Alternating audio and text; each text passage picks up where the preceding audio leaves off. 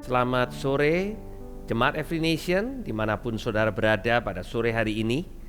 Di bulan Januari ini kembali kita akan sama-sama meluangkan waktu sejenak untuk berhenti dari kegiatan kita dan fokus untuk menyembah Tuhan serta mendengarkan kebenaran firman Tuhan yang saya percaya akan menjadi berkat buat setiap kita. Mari kita berdoa. Tuhan, kami mengucap syukur untuk kebaikan, kemurahan, kasih setiamu di dalam kehidupan kami. Kami percaya Tuhan, Engkau hadir pada waktu kami memberikan waktu kami, memfokuskan diri kami untuk menyembah Engkau dan untuk dipenuhi oleh kebenaran yang memerdekakan kami. Di dalam nama Tuhan Yesus. Amin.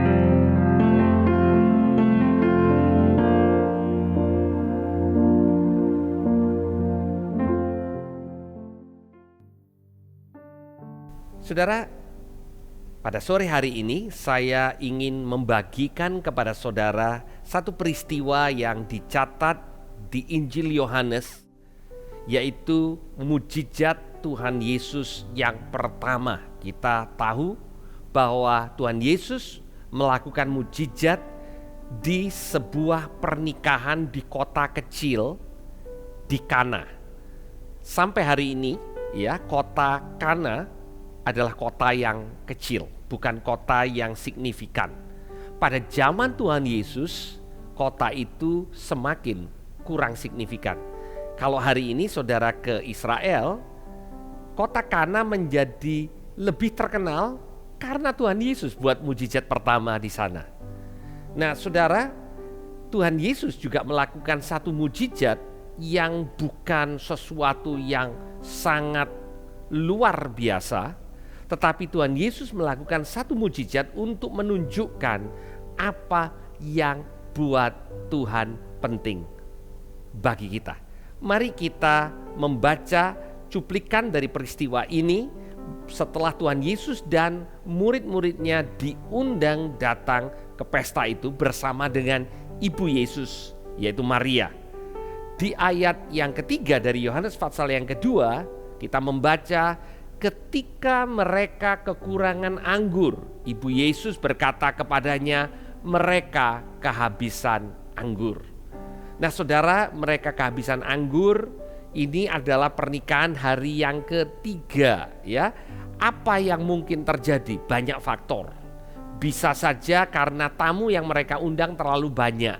Mereka mungkin planningnya kurang bagus, sehingga anggur itu habisnya bukan pada waktu pesta sudah selesai, atau bahkan anggurnya harusnya masih tersedia, ada cadangan pada waktu pesta selesai, tetapi di tengah-tengah berlangsungnya pesta, anggur sudah habis. Dan kita membaca selanjutnya di ayat yang keempat, kata Yesus kepadanya, kepada Maria, mau apakah engkau daripadaku ibu, saatku belum tiba. Tetapi ibu Yesus berkata kepada pelayan-pelayan, apa yang dikatakan kepadamu, buatlah itu. Di situ ada 6 tempayan yang disediakan untuk pembasuhan menurut adat orang Yahudi. Masing-masing isinya 2-3 buyung. Yesus berkata kepada pelayan-pelayan itu, isilah tempayan-tempayan itu penuh dengan air, dan mereka pun mengisinya sampai penuh. Sampai di sini terlebih dahulu. Saudara, di zaman itu, pada waktu saudara diundang sebagai tamu yang terhormat, maka sebelum saudara masuk ke tempat acara atau ke rumah seseorang, maka akan ada hamba yang akan membasuh kaki saudara. Itu menunjukkan bahwa saudara dihormati. Dan air yang untuk membasuh kaki saudara itu diletakkan di tempayan ya. Dan dikatakan dengan jelas bahwa ada tempayan-tempayan yang disediakan untuk pembasuhan menurut adat orang Yahudi. Dan tempayan itu akhirnya airnya terpakai dan habis. Itu sebabnya ada tempayan-tempayan kosong. Jadi tempayan yang kosong yang airnya sudah dipakai untuk membasuh kaki para tamu itu seturut dengan adat istiadat orang Yahudi, itu yang Tuhan Yesus katakan kepada para pelayan, isi tempayan-tempayan itu penuh dengan air. Dan mereka melakukannya tanpa mereka mengerti maksud daripada Tuhan Yesus untuk mengisi tempayan itu sampai penuh. Nah, di ayat berikutnya, di ayat yang ke-8 dikatakan, lalu kata Yesus kepada mereka, sekarang cedoklah dan bawalah kepada pemimpin pesta. Lalu mereka pun membawanya. Nah saudara, ada satu yang luar biasa. Kalau kita perhatikan baik-baik, kalau Tuhan Yesus mengatakan kepada para pelayan untuk mengisi tempayan itu penuh dengan air dan mereka mengikutinya, tidak ada sesuatu yang luar biasa. Tetapi Yesus selanjutnya mengatakan kepada pelayan, sekarang cedok dan bawa kepada pemimpin pesta. Saudara, air yang digunakan untuk membasuh kaki itu air yang sangat biasa. Karena air itu tujuannya hanya untuk membersihkan kaki. Tetapi pada waktu air itu dibawa ke pemimpin pesta untuk diberikan untuk dicicipi, saya bisa membayangkan apa yang ada di benak pelayan itu. Karena saudara, Tuhan Yesus di dalam cerita ini tidak memberitahu para pelayan, kalau engkau bawa kepada pemimpin pesta, di dalam perjalanan air ini akan berubah menjadi anggur yang manis. Tidak saudara. Dia hanya mengatakan sebatas apa yang perlu dilakukan oleh para pelayan. Nah saudara, saya belajar dari sikap para pelayan ini. Mungkin saudara mengatakan mereka ini adalah orang yang kurang berpendidikan, mereka adalah orang yang tidak banyak berpikir. Tetapi seringkali sebagai orang percaya, kita terlalu banyak berpikir dengan logika kita, dan kita kurang mempercayai apa yang firman Tuhan katakan untuk kehidupan kita. Banyak prinsip dalam kehidupan kita yang seturut dengan firman Tuhan, prinsip ini tidak sesuai, tidak seturut dengan prinsip yang ada di dunia. Prinsip untuk mengampuni saudara. Ya, seringkali kita berpikir, kenapa dia layak untuk saya ampuni? Kenapa dia tidak minta maaf dulu baru saya mau mengampuni? Kita punya logika kapan kita baru mau mengampuni. Dalam hal memberi, kadang kita berpikir kita punya logika kenapa kita tidak mau memberi, kita tidak mau menjadi berkat buat orang lain. Pertama mungkin orang itu kita anggap tidak layak untuk diberkati, atau mungkin kita mengatakan saya seharusnya yang diberkati bukan memberkati orang lain. Sekalipun dengan jelas prinsip firman Tuhan mengatakan terlebih besar atau terlebih diberkati pada waktu kita memberi daripada kita menerima. Terlebih berbahagia kalau kita boleh memberi dibandingkan kita menerima. Kita tahu prinsip itu, tetapi kita berpikir kita punya alasan untuk kita tidak sepakat dengan firman Tuhan tertentu dalam hidup kita. Pelayan-pelayan di pesta ini, mereka membawa air yang dipakai untuk mencuci kaki kepada pemimpin pesta tanpa diberitahu bahwa akan ada mujizat. Kalaupun mungkin kita yang diberitahu, mungkin kita berpikir, apa iya airnya jadi anggur? Tetapi pelayan-pelayan ini sama sekali tidak tahu bahwa air itu akan jadi anggur. Dia cuma diperintah untuk membawa air ini kepada pemimpin pesta dan untuk mengecap air ini. Dan pelayan ini taat saudara. Dan kita membaca selanjutnya di ayat yang ke-9 dikatakan setelah pemimpin pesta itu mengecap air yang telah menjadi anggur, ia tidak tahu dari mana datangnya, tetapi pelayan-pelayan yang mencedok itu mengetahuinya. Ia memanggil mempelai laki-laki dan berkata kepadanya, setiap orang menghidangkan anggur yang baik dahulu, dan sesudah orang puas minum, barulah yang kurang baik. Akan tetapi engkau menyimpan anggur yang baik sampai sekarang. Jadi sampai pada saat pelayan itu membawa kepada pemimpin pesta dan dia minum, dan anggur yang akhirnya dia kecap, dia sama sekali tidak tahu bahwa itu berasal dari air cuci kaki saudara. Dan pemimpin pesta ini bertanya kepada mempelai laki-laki yang menyiapkan segalanya, kamu gak salah, seharusnya anggur yang sebagus ini keluar duluan. Karena orang pada waktu datang, pada waktu dia mencicipi anggur pertama kali, itu yang dia rasakan enaknya. Setelah itu dia sudah terbiasa dikeluarkan anggur yang kurang enak, sudah gak tahu. Mereka sudah tidak lagi bisa mengecap dengan sangat baik. Itu yang diketahui oleh pemimpin pesta. Tanpa dia tahu, mujizat sudah terjadi. Nah saudara, Kalau Tuhan Yesus di mujizat yang pertama mementingkan image seperti seorang pengusaha yang sedang launching satu proyek besar.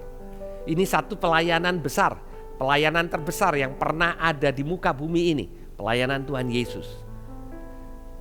Strategi manusia mengatakan Tuhan Yesus buat strategi yang salah. Mestinya mujizat yang pertama yang membuat orang akan banyak merasa hebat. Kalau Tuhan Yesus buat mujizat membangkitkan Lazarus dari antara orang mati. Wow, seantero Galilea akan mendengar, bahkan mungkin sampai ceritanya sampai ke Yudea, itu akan memuluskan pelayanan Tuhan Yesus. Tetapi mujizat yang pertama yang Tuhan Yesus lakukan di sebuah kota kecil, tidak signifikan, dan dia mengubah air menjadi anggur. Saudara, kalau air itu menjadi anggur di dalam pesta itu, sesungguhnya apa yang terjadi? Coba kita pikirkan. Mungkin yang membuat pesta tidak jadi malu, saudara, ya. Dan orang yang hadir di pesta yang juga tidak tahu adanya mujizat itu merasa puas pulang. Tidak ada hal yang spektakuler. Tidak ada orang mati yang bangkit. Tidak ada orang yang tahu bahwa ada mujizat yang begitu besar. Tetapi ada sepasang suami istri yang baru menikah ini yang terselamatkan dari rasa malu. Pada waktu saya memikirkan hal ini di awal tahun 2021, saya kembali disadarkan bahwa Tuhan kita yang dahsyat, awesome God, bukan Tuhan yang tidak mengerti.